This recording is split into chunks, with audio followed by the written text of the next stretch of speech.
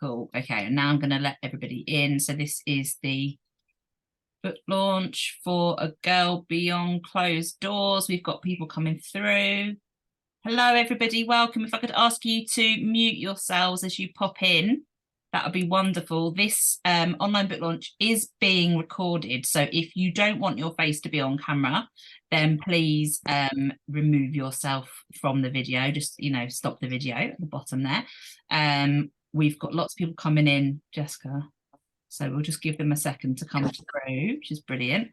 If you're here for the Girl Beyond Closed Doors book launch, you're in the right place. If you're here for another book launch, you're in the wrong place, but I suggest you come around anyway. It's going to be a nice evening. We're going to take about 45 minutes to an hour of your time. And oh, there we go. More people are coming through. That's Felicity. I think that is the start of the show, isn't it? I don't doubt it. So yeah, if you could mute yourselves. Felicity, obviously say hello to mummy. Say hello to mummy.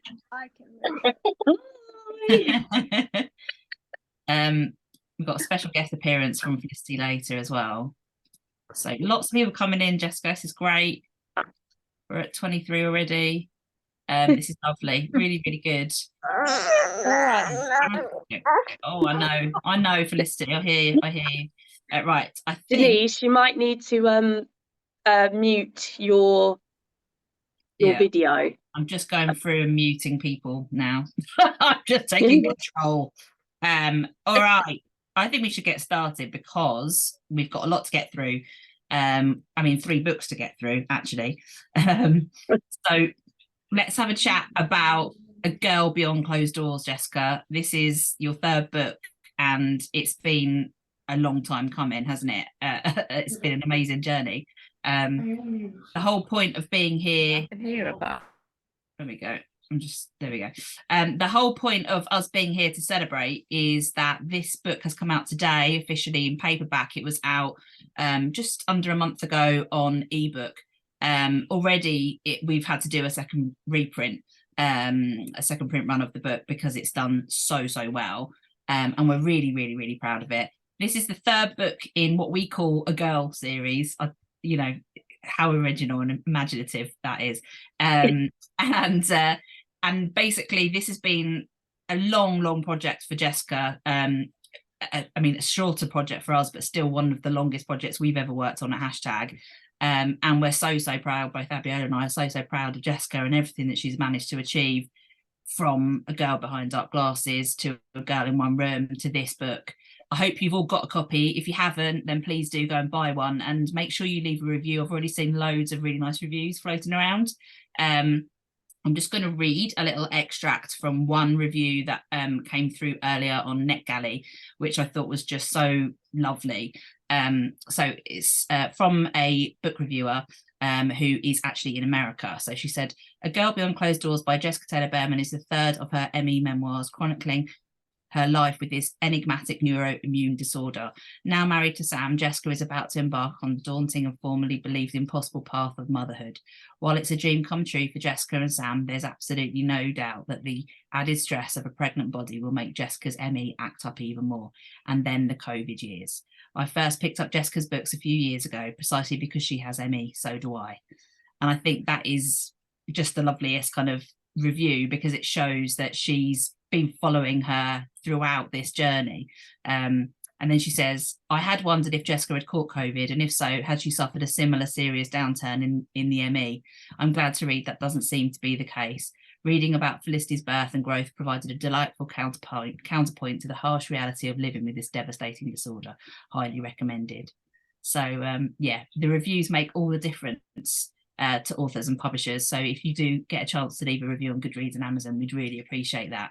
It really helps us to know that the books that we're working so hard on actually are getting to the right people and making a difference. So I'm going to hand over to Jessica, who's going to obviously introduce herself to anyone who's new to her story, and give a bit of backstory to the series, really. Over to you, Jessica.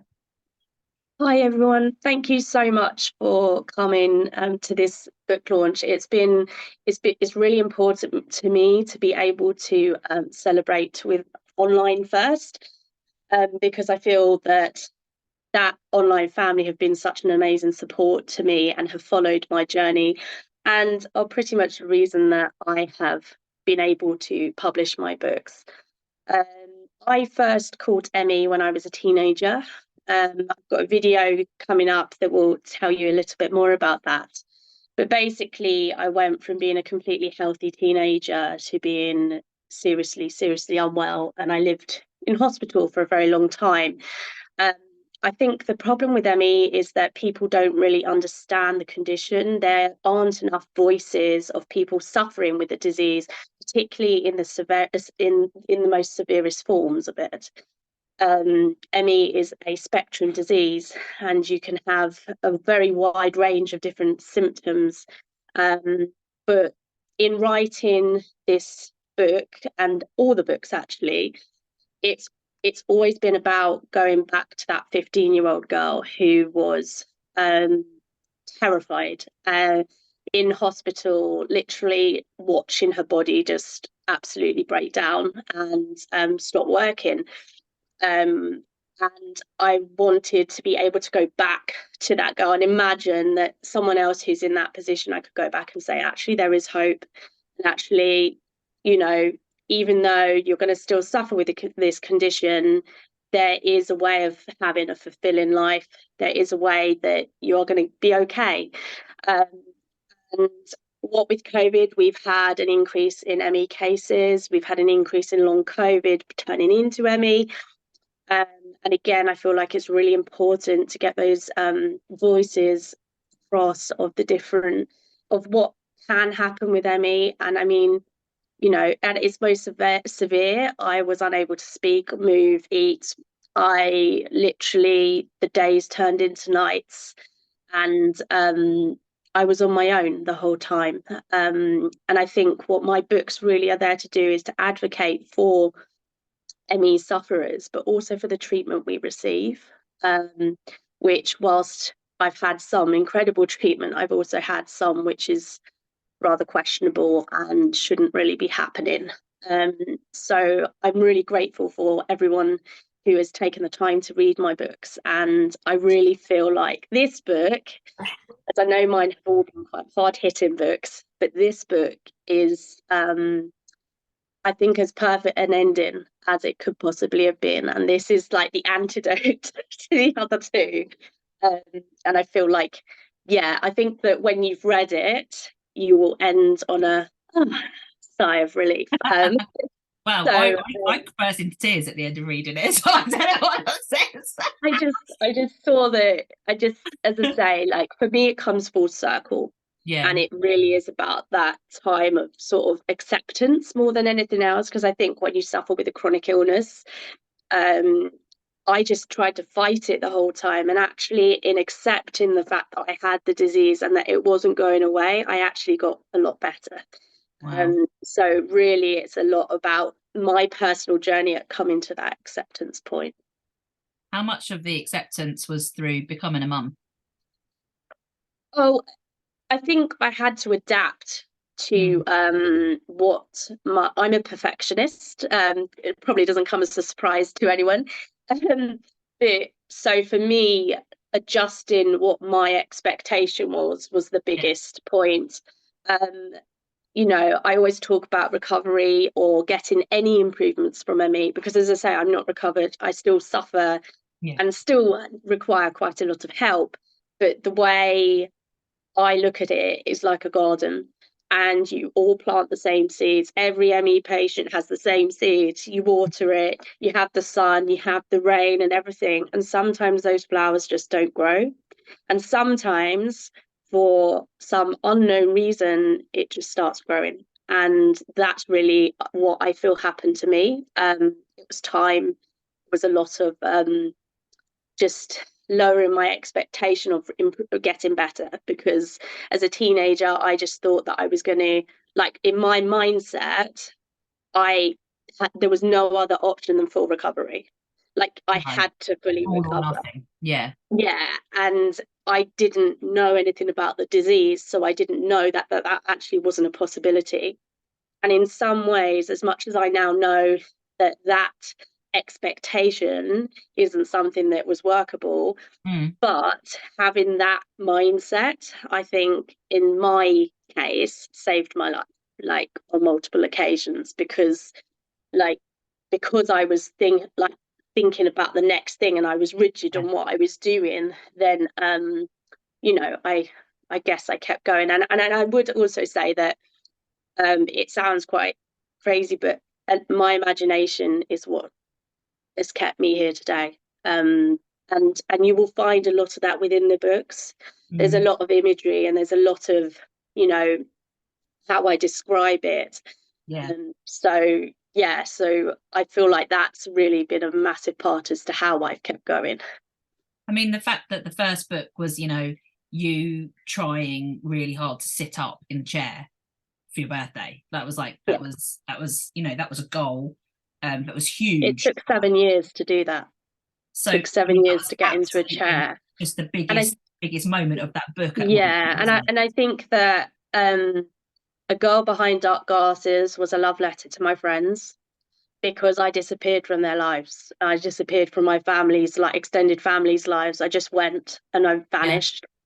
And for me, I wanted to tell them what happened, because, I went in there as Jess, and I had all these things out, and I came out a completely different person. And no one knew what happened. No one had a clue what had happened in that time. So I wanted to write that, as well as I always wanted to write, but for me, like, I had to write that for them. When you started writing that book, did you know you were going to do? Did you always know that you were going to do 3 books? Was it always... No. I mean, I always thought of trying to do a book about being in one room, because I think, like, the idea of living in a world of one room for 12 years is beyond most people's comprehension. So I wanted to write about that, but in actual fact, I think the reason I've written 3 books is because so much happened. If that had been in one book, I mean, I think everyone would need therapy, including me, if I'd read it like need a long lie down. Sure. It is a roller coaster of emotions every time anyone talks about, that's how they describe it. It's like a roller coaster. You kind of, that's brilliant, oh my god, that happened, oh my god, that happened. I mean, the third book is, you say, and you're right, it is like a sort of antidote almost, and a sort of look how life is now. It's good, but there are some moments in even in that book where it's kind of like, oh blimey, that's a lot to deal with. And I think it was like, you moved away, which is a massive deal for anyone when you move from your home, county to a completely different place. But you didn't just move and then sort of get the chance to try and integrate into society. You moved, and then COVID hit, basically. So it was like just straight into another world of just being very much in your own space and not being able to get out. I think what's very hard, and I think all ME patients feel this, is that the life we were living became everyone else's prison. So, the life I lived was more, was harsher than the harshest lockdown rules. But everyone within lockdown, within COVID, everyone was like, oh my god, this is a prison, I can't do this, this is unfair, blah blah blah.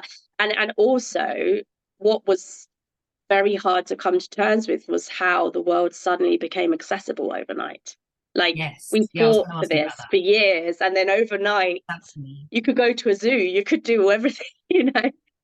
So as much as I sort of struggled with the fact that it was really nice to feel like I could come back in and see things, but at the same time I was like, well, why was this fight so long for such basic accessibility? Why? I mean, why do you think that happened? Why do you think people are? I mean, was it just that it affected so many people that it was like the sort of the numbers, the volume of people? I think because everyone had a dip into the ocean of what that was like, and suddenly we realized about the isolation. It's like, for example, if I was to say about, like, I was struggling mentally with what I was going through, then immediately ME became all in my head. Yes. So, but suddenly when everyone was in lockdown, suddenly everyone realized how Yes. isolating it is to be away Yeah. from your life and to be doing that. And so suddenly, oh, it's actually, let's be careful about our mental health and let's look after that and let's see them as separate things. So yeah, so a lot of it was a lot to sort of come to terms with in many different ways. Yeah, absolutely. I mean, talking about the whole Emmy and mental health thing, that is again a theme in the book where, you know, you've talked about how people have sort of said, oh, it's all in your head and you just got to sort of get on with it and all that sort of thing. Has anything changed, in your opinion and experience, from book 1 to book 3 in terms of that kind of thing, people's perceptions, medical people's perceptions of ME? Has there I been any mean, it's evolution? very hard because I think in some ways that they have, in Right. some ways I would say they haven't changed at all. I Okay. spoke to when I was releasing A Girl in One Room, so that's the second book, someone was reliving my exact story 10 years later. The same thing was happening to her, like the same story, literally every little bit Whoa. was very, very similar. And the fact that that was happening a decade later was and again, that's what brings you to want to continue writing and want to Yes. keep advocating for the condition, is that this is still happening. We have had more cases in the last like 2 years of people of you know, patients with very severe ME being hospitalized and being on the brink of starvation. There's been more My God. cases that I've known of than I've ever known before. So whilst my doctors are a lot better, the general consensus, I wouldn't say, has unfortunately changed, which is another reason why I wrote the books, but also why I have now started painting some of the imagery and some of what I use in the book to describe it, because I want to be able to reach more people without, I think you have to be very careful in how you get sort of awareness in, you know, you have to do it gently, you know, because people don't like change and people don't like all of that. So like for my, you know, for me, books are the most important thing. So I wrote the books, but then I thought, you know, I'd love to actually be able to describe them, you know, and Yeah. actually bring imagery to them that brings them opens it up to other people as well. Yeah. So yeah, so I've sort of done that, and then my hope is to be able to advocate more with the books and the paintings and do sort of more things like talks in hospitals and That'd be amazing. all those kind of things. So that's sort of Yeah. one of my aims. Well, I mean, you've already been doing talks in some schools and things like that as well, haven't you? And doing online sort of things to big groups of teenagers. And so hopefully that will be something that can continue. I mean, as Yeah, we've been talking about your paintings, shall we go to the video that you sent over? 'Cause I haven't yeah, actually seen yeah, it yet. yeah. So bear with me, folks, while I do the old share screen situation. But hoping this works. Is it working? Can you see? Yay. Yay! Oh, cool. Yeah. Never fails to amaze you when technology actually works, because it just doesn't always for me. Okay, so I'm gonna just hit play and hope to God that it works. Okay. When I was a teenager, I disappeared from my life. I got ill with a virus and I never recovered. 6 months later, and I was bedridden, unable to move, and fed through a tube. I lived in a hospital until 3 months before my 20th birthday. Too ill for visitors, I vanished from my family and friends' lives. I became one of the millions missing from the life I should have been leading. I have spent the last 18 years of my life suffering with this completely misunderstood condition in varying severities. I've always wanted to be an author. All 3 of my books tell the story about my roller coaster journey with ME. A couple of years ago, I wanted to try and reach out to more people. I decided to use my art and paint some of the imagery that I use in my books to describe what it's like to live with this disease. And tonight, I thought it was time to show you what I've made.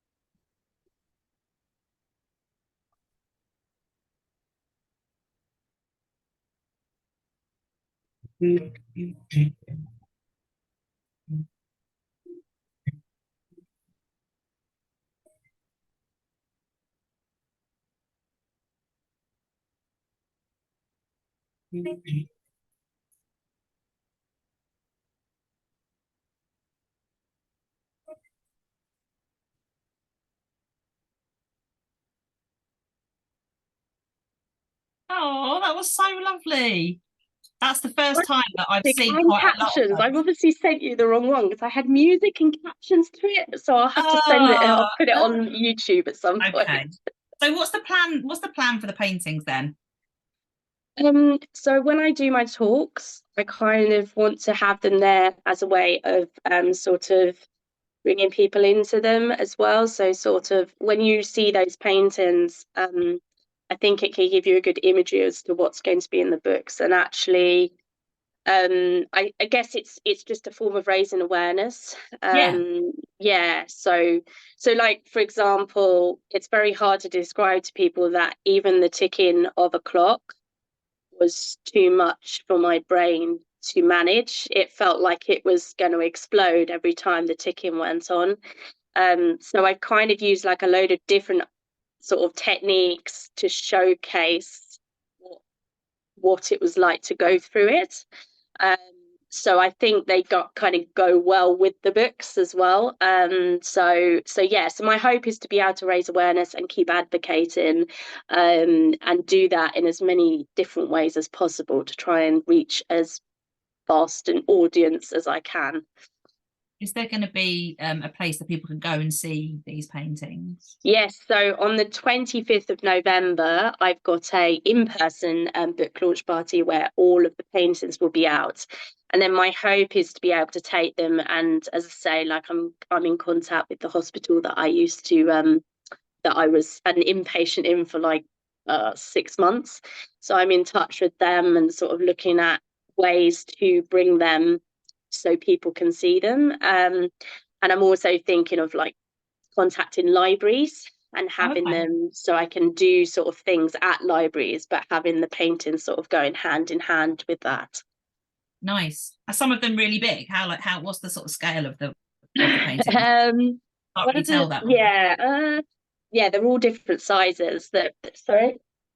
One of them's about A3, A2, and then there's some that are more smaller. It was one of those things that I started doing 2 years ago, because for many years after I'd written A Girl Behind Dark Glasses, I kind of looked at the imagery that I used, particularly actually in A Girl in One Room. I have a chapter called The World of One Room, and it's the description of it, and it's how I describe ME. And I thought it'd be really interesting to actually be able to bring them to life and to say this is how it feels to have severe ME. So it was kind of one of those things I thought, actually, if you say you're in a world of one room, how would you make people understand that it's literally one room, and that I went and traveled the world within my room? So that painting is like 9 canvases that come together but come apart at the same time. So yeah. Nice. Do you think you're going to do more painting then? Is it? I've done 11 and I feel like that's enough. at the moment I think, well, for the past few months, the art has come before writing, and now I want it writing and then the art. So the art will be sort of the thing that I do like in spare time, which when you have 2 children with chronic illness and you're writing, that doesn't really happen, but wishful thinking.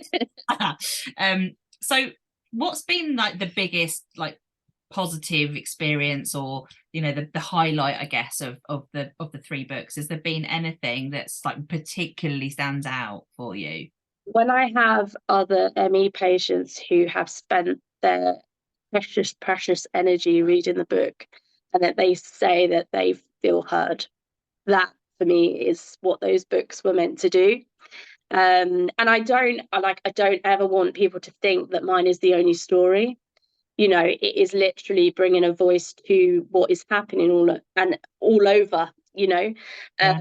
But for me, I really struggled with the idea that these years would be lost years, and that I wouldn't achieve anything, and that it would be like there was a pause on my life whilst my friends continued on. And I think, like, for me, it was really important to find a purpose. And for me, that purpose was writing.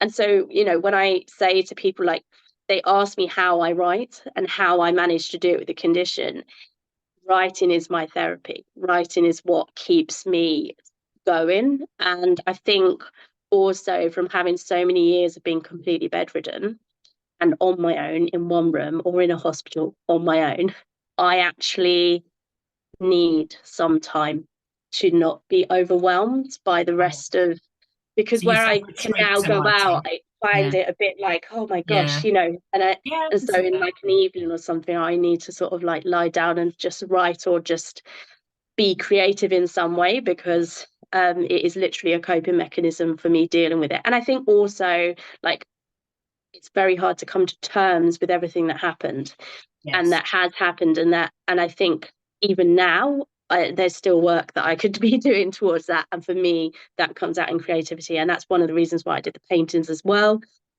because of course I started painting during my during my hospital stay, because I was sort of in a hospital, and I just remember not being able to speak and having these carers who would be stood either side of my bed, like washing me or something, and all they would do was complain about their lives, about everything. And I just thought, wouldn't it be amazing if you could kind of just bring some happiness or bring some positivity, positivity. And so that's when I came up with the idea of painting through laughter, was the idea that although I was stuck and I was literally in a locked-in syndrome situation, I realized that when someone made me laugh, it would make my body jolt because it's involuntary, like I couldn't control it. And that's what became the paintings. So in a way, it felt right that the paintings then evolved with me as I evolved, if that makes sense. So now I don't paint through laughter, but that was the route, you know, to everything, was sort of finding that, because strangely I was rubbish at art at school. I was absolutely appalling. Like, I had no time for it. Like, God. So I gave it up when I was like 12. Did you study? As soon as I could, that was gone. So so it's quite funny that now I do art. Just imagine you'd be like top of the GCSE years now, wouldn't you? I remember when I came to your house like years and years ago, right at the beginning, to get you to sign the contract and just to meet you. And I remember you and Samuel showed me one of the paintings that you'd done, the laughter therapy paintings, and I was like, what do you mean, what? And it was so good, and just I couldn't believe that how you managed to do that. And I think that's just it was such a moment of, hang on, this girl is something else. Like, who is this person? You're very, very inspiring. What's next for you as an author? What's the next step for you? So I'm writing. I am currently working on the second draft of, or maybe the third draft, I can't of my YA fiction, which I'm really excited about. But it's not about Emmy. It's not about Emmy. It still has sort of disability within it, but it's Right. not about Emmy, because I feel like at the moment I need to just put a full stop there and sort of move on and again, like, grow in my writing to be able to do that. But in the middle of doing that, obviously with the 2 children I have now, it's very difficult to find that time to be able to do it. And I found that I just had, because people might not know, but A Girl Behind Dark Glasses was written on my iPod Touch. So it was literally written on a small device like that. And that was how I did it. I'm kind of writing a second book, but on my phone again. So it's on my phone, and it's what I do when I'm trying to get Felicity to sleep. I just sit there sort of, and it's actually different again. It's going to be a spoken word novel. Oh, wow. So it's a YA book as well, but it's sort of on poetry, because I don't know, I find it really speaks to me. Like I can connect that way quite easily. And again, when you have limited energy and limited time to concentrate on something, Yeah. I find it easier to kind of have a verse in my head that I'm then repeating and then sort of making those changes to. So I'm writing a YA fiction book that is like a normal fiction book. And then I'm also writing the spoken word one when I don't have my iPad. So yeah.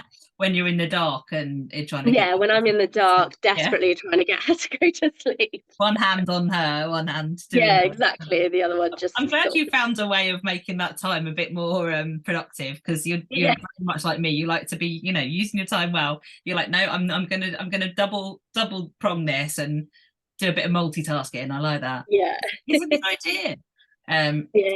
Yeah. Well, that's really, really exciting. Has anyone got any questions for Jessica that you would like to ask? You can unmute yourself, or you can tap it into the chat box. We are very open to questions, and also we've got a competition to win a signed copy of the book. I have actually given away my last copy of the book to a journalist, so we're gonna have to wait till we get more copies. But I will send you a copy, and then you can have it signed and sent over to you from Jessica.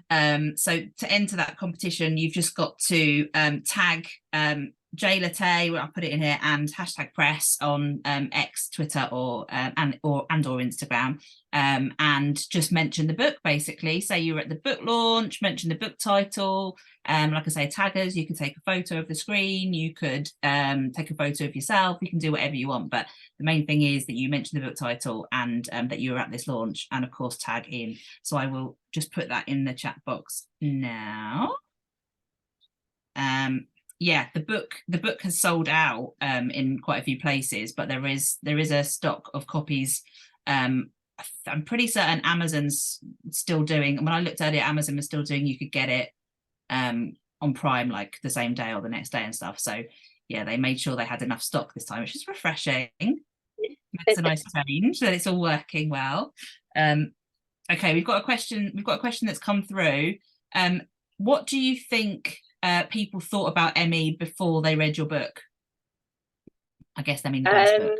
So I was once told, I have a chapter in A Girl Behind Dark Glasses called More Excuses, which ME, and that's what I feel like a lot of people thought. The first thing I got because I couldn't get to school, and the first sort of contact I had was a truancy officer coming round to the school. Like I didn't have like doctors and stuff like that. So and I think like when they came and they looked and I'm like, oh my God, what's happened? Because people just couldn't believe that condition could cause all of that. And I think also, like, if you read A Girl Behind Dark Glasses, it very much shows the battle that was going on. Like my parents were fighting for me to get treatment. The doctors were like, oh no, let's wait and see, and ended up leaving me without food or water for 3 days. So yeah. So I think it was very, that was a common thought, I think. Yeah, and I'd never heard of it. I mean, you try telling a 15-year-old about that, then it's just, you can't. Yeah, it's something you don't even think about. But that's one of the reasons, like, I like talking in schools and stuff, is because you need to have teenagers being aware of their own bodies and not pushing through things, because prime example of that going terribly wrong. Yeah, I mean, absolutely. And I think you're right. No, like, why would you know about it unless you know someone, or at that point. I feel like there is, I mean, I don't know, just maybe because of the book, I just feel like there is a slightly more of an understanding. But I think potentially also because of, like you said at the beginning, long COVID, I feel like people are starting to see the connection between the way but I think we have to be very careful, because ME used to be, the major treatment was graded exercise therapy, and in my books you see how very, very ill I got on that treatment. And because they call long COVID and not ME, then it's opening up for them to use those same treatments that have been banned for ME patients on long COVID patients. And as I say, like, my sister now suffers with long COVID, and it's one of those things that you're kind of watching it re-happen.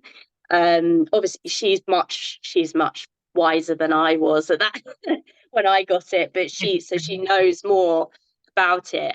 But yeah, just seeing that, and there's no help out there at the moment, and so that's why I think it's really important to push books like this, push own voices in that narrative, so that people can actually see, rather than a bed number, they see you as a person, because that's literally what happens. Is in a hospital you become a bed number, and you're about money, and it's all about that, and there's red tape and all of that. And when you're in the care system on long term, then you get really affected by a lot of that.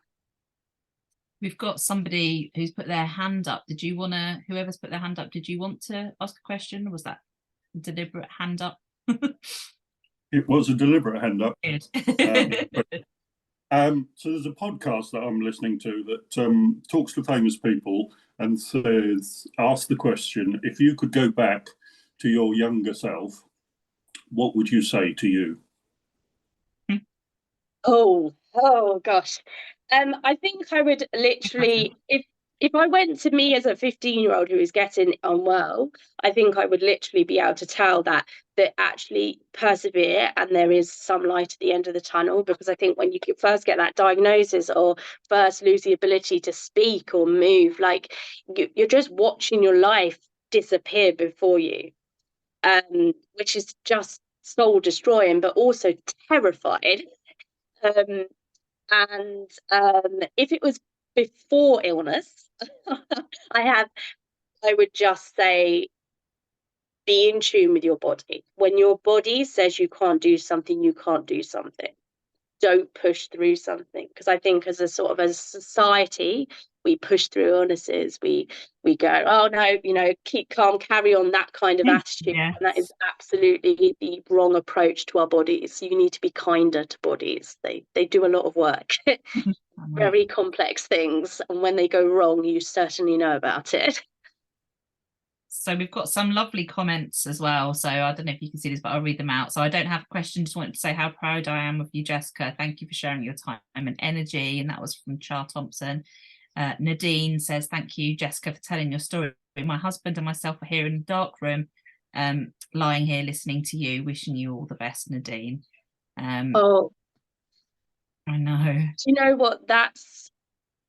When people are using their energy like that, it's so emotional for me, because I've been at that point where you choose between having a drink or being able to have a conversation, and those are literally, it's that, or it's relentless. And and so for someone to literally have spent their energy and choose to do that, like, that really does mean a huge amount.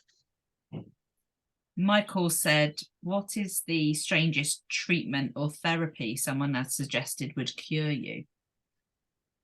Oh, there's a lot. You've had all sorts, haven't you? I had one person who stood next to the hospital bed and put their hands over the top of me and moved up and down my body to different parts, to change the energy source or something like that. So Brilliant. that was pretty weird. That was Helpful, I'm sure that was massively helpful. yeah. It was one of those things. It was very strange, but it was something yeah. Oh Lord. And the other one is do yoga and you'll be cured, of course. Oh yeah, yoga fixes everything. Did you know No. that? And Michael also says, thank you for the book series. We really do feel heard. So that's lovely as well. And then Maddie has said, I have severe long COVID and was referred to a long COVID clinic. They wanted to force exercise on me. I crashed badly and they discharged me. What? Oh my God. Yeah. Well, they didn't think about giving me something. Yeah, this is a very yeah. Oh, sorry, what was that? Sorry, go on. They didn't think about sort of like lessening it and giving me something that I might be able to cope with. They just got rid of it. Wow. I'm so sorry you had to go through that, but this is what I'm saying is the reality. So when we look at the fact that Emmy is more, where we ask the question whether Emmy is more understood, then clearly it's not, because they're doing the same thing over and over again to more people, but under the term of long COVID. Which is why I'm really fighting to try and do everything I can to raise awareness for it, because the way graded exercise therapy works is, you know, I've known people who've never recovered from what it's done, and you know, and again, that's like one of the reasons I do it, you know, is so that I can just raise that awareness. Wow. And we've also had, tell us about spoons. Tell us about spoons, the spoon theory. Well, yeah, so the way I kind of describe my energy levels is using, so basically we have the same amount. I actually prefer the bank, talking about it like a bank, which is every day, like a normal person is, let's say, given £500, Right. and that £500 is their energy that they can use on whatever things throughout that day. Yep. So you can use that having a conversation, going and eating lunch and all of those things. But with Emmy, I wake up with an overdraft. So I'm constantly paying that back and I'm not being given anything in return. So it's that idea that you wake up unrefreshed, and you wake up like, you know, like trying to fight to get to get the money, you know. So yeah, where you spend the money, because yes, and you have to be incredibly careful. So everything is very much calculated. So you have to say, I'm doing this, then I know I'm going to be struggling this evening, and well, actually probably tomorrow on the way home, and stuff like that. So yeah. So I mean, the spoon, I mean, people sort of refer to being a spoonie, for example, don't they? And then that's and that's the idea of like a spoons is, rather than talking of it like a bank, they talk of it on a number of spoons. So it's the spoon theory is the idea that you get a certain amount of spoons every day, and say to eat food you use 1 spoon, and then to talk to someone you use 2 spoons. But if you only have a small amount of spoons to do that, then you have to choose what you use your spoons on, which is again what I was saying about the idea of, like, at one point I was having to choose whether I could go to the loo or I was going to be sick, because they both used energy and they both used a spoon. So it was what you could choose it on. And again, using that kind of imagery, again, it's quite understandable. Like, you can picture someone being handed out spoons. You can picture what that's like. Helpful. Yeah, it is helpful to understand it, but I guess, like, it's one of those things, isn't it, where until you actually go through it, you just can't really fully ever really understand it, you know. No. Book where you wrote about it was when it was during COVID, and I think Sam had COVID at that point, and his mum wasn't able to. I was choosing between going to the loo. I desperately needed the loo. I've got damaged kidneys from the time I was bedridden for so long. And I used to get very, very, very severe infections, and so they are damaged. And I really needed to go to the toilet, but I had to choose between that or giving Felicity a drink. Yeah.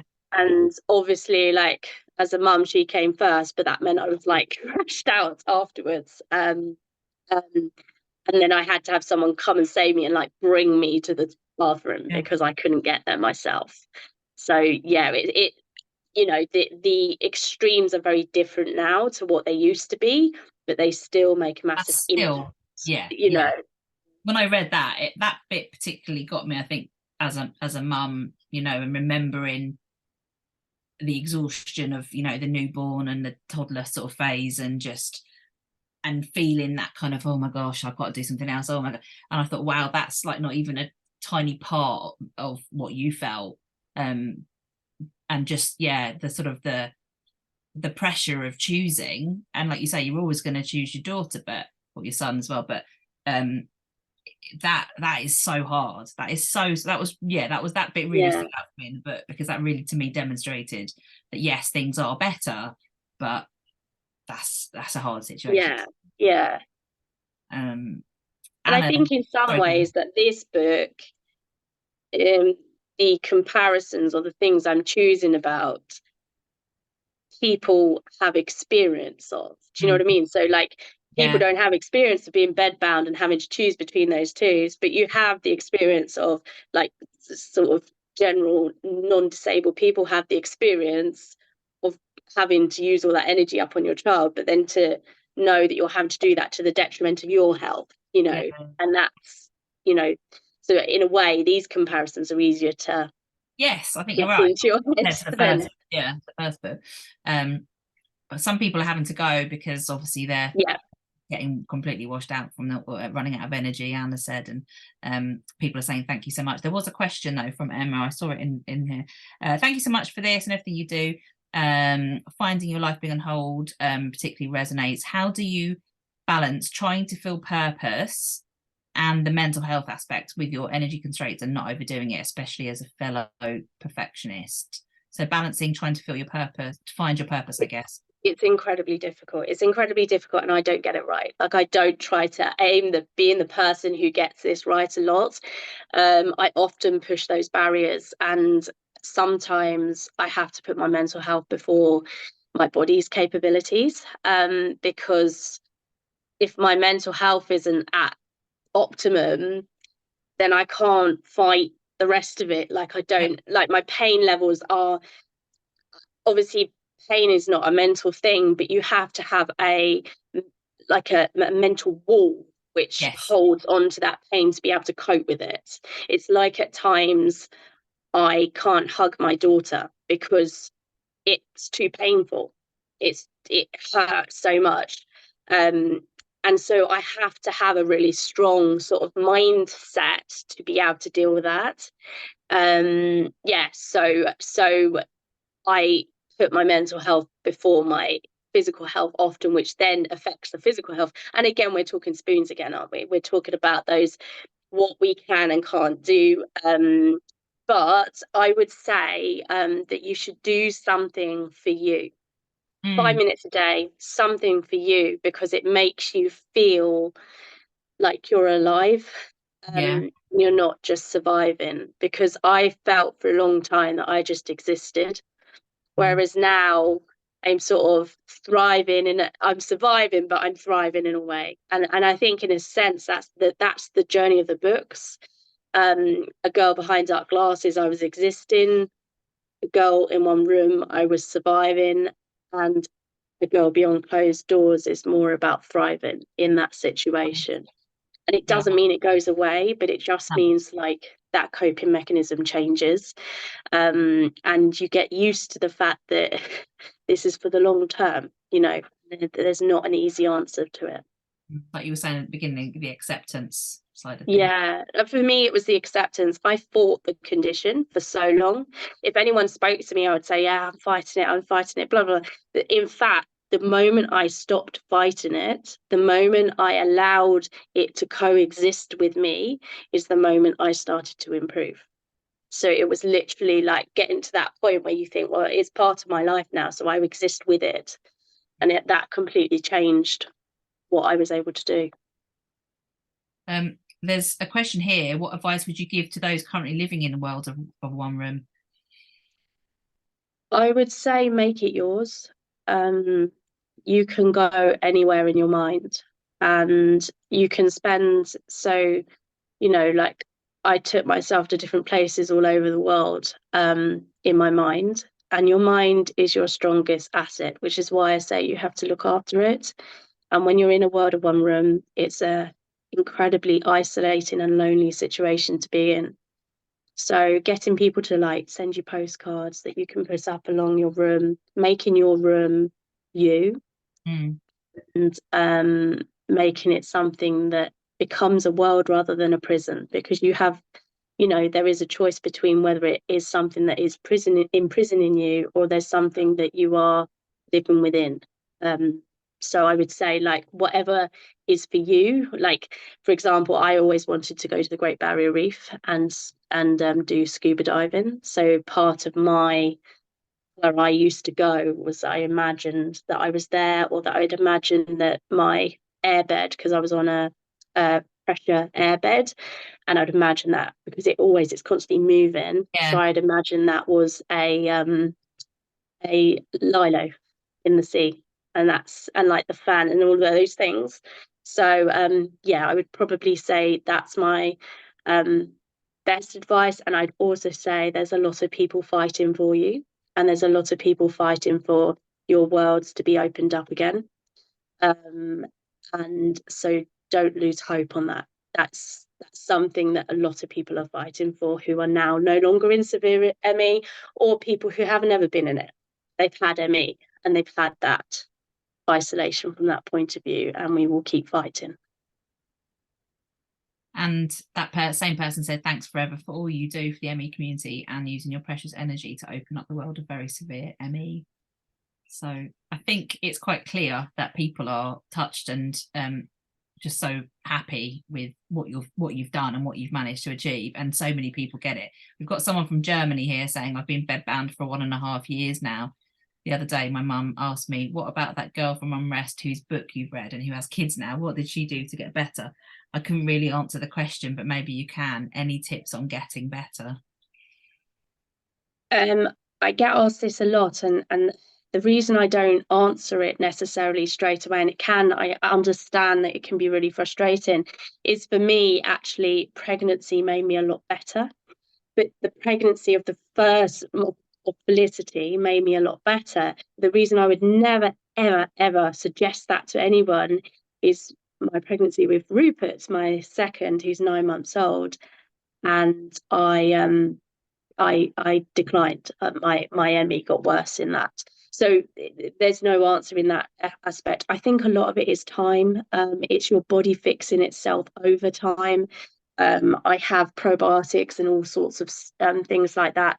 But for me, it was, what, I don't even know. I don't have a proper answer for you, and I wish I did, but I don't want to make one up. It was time. It was time, and persevering and hanging in there and holding on. And I think, you know, there again is that imagery of the fact that it's like a garden. You do the same things every day. For some people, it grows suddenly. Others, it's very slow, you know, and just hold on in there. I think people see you and, you know, compare you to the film and to the first book, making the second book, and sort of look now and think that you are completely better. And obviously, in comparison, you know, relatively, you are so much better. But, you know, you still have, but you say, such intense pain. There's times where you can't hug your kids because it hurts too much. It's like you are so much better, but it's relative, isn't it? Yeah, I think everything is relative, and that's what's really hard, because when you see me on a video, you think, oh my God, you know, it's different. Yeah. And actually, saying that, if I watch Unrest, like, I've watched a clip of me and I'm like, oh my God, I look so drugged, you know, like, because I was on a lot of Say, because you were. I was very unwell with it. But if I could give you one hope, is that you go onto YouTube and watch The World of One Room, the YouTube video that I made on that, which was made, I think, in 2012, and watch that, and then think of tonight. Yeah. And I hope that gives you the hope that things can change, and it is about coexisting. and actually having that, knowing that, yeah, that, you know, as I say, for me, it was time, and it was, you know, and I still have times where I can't speak, or I have to lie in a darkened room with headphones on, like holding me. I mean, you know, to explain to people that sometimes my own breath is too loud, you know, that's the sort of situation I'm in. But as I say, with what I have been through, you know, this is what I will manage with, you know. Yeah. The thing that terrifies me, and always has done, is that idea of going back to that time, you know, back to that sort of severity, which is why, you know, to be careful and sort of be kind to my body. I think that's probably the best advice you could give, is be kind to your mind and your body, to anyone who's going through it. People have said here as well, thank you so much, this is amazing. I find acceptance hard when my condition is constantly changing, particularly being autistic as well. It's an ongoing process, but so worth working on. And Nadine said it's so sad how many of our ME community have passed away.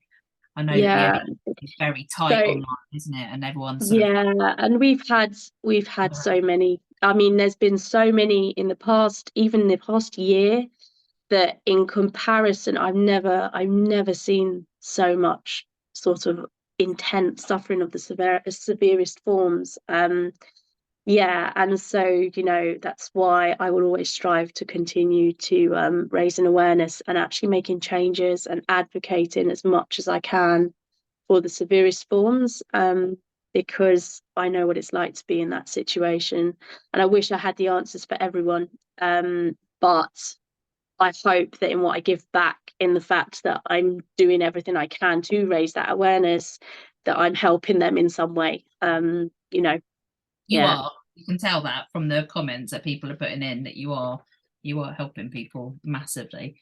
I want to just say a massive thank you to you, Jessica, and Samuel in the background there, who we know is your absolute rock. Thank you so much for just creating these books, and for being such a lovely human to work with. We wish you all the best of luck with the next writing projects, and we will forever be very proud of a girl series. It's just been an absolute pleasure to work with you on this, so thank you from both Abiella and I at Hashtag Press. And shall we end with a nice little positive video? Shall we try? From my little VIP who Try. Is she what? There's me going, is she still awake? Of course she's still awake. She's not going to not be awake, is she? No. Oh, bless her. Right, let's get it. It's very short, so don't worry. It's literally 16 seconds, but so I hope cute, it really though. makes you smile. So cute. Here we go. I'm really hoping it's going to work. Can you see that? Yeah. Yep. So I think it's a really good book that I'm in it. So Mum is a really good author, and so with everyone you know.